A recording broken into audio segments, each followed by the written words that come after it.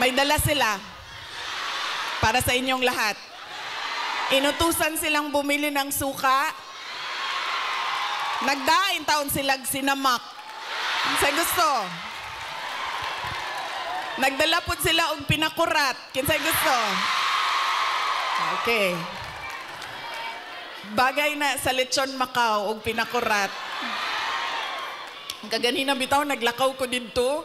Kana ganing ay, sorry. Kanina naglalakad ako doon. Yun bang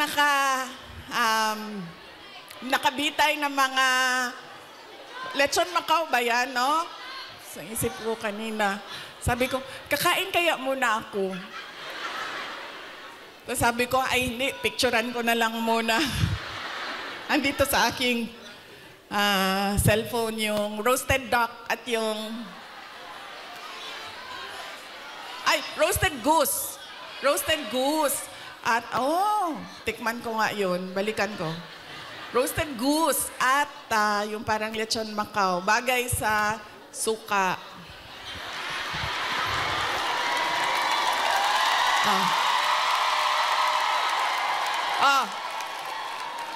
Ano pa ang bagay sa suka? May oras pa ba ako? Bigla na lang ako paalisin dito. Ano pang bagay sa suka? Ang ating chorizo longganisa.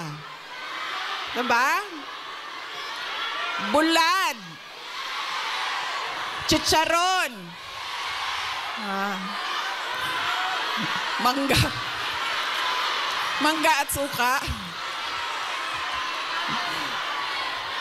Kinilaw.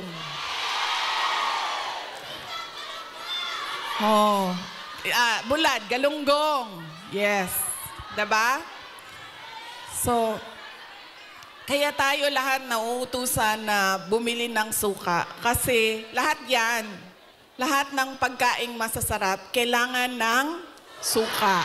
Alam niyo, wala sa listahan ko yung speech na suka na yan. Actually, wala ko listahan ng speech ko dahil matagal ako kagabi nag-decide kung pupunta ako dito sa Thanksgiving.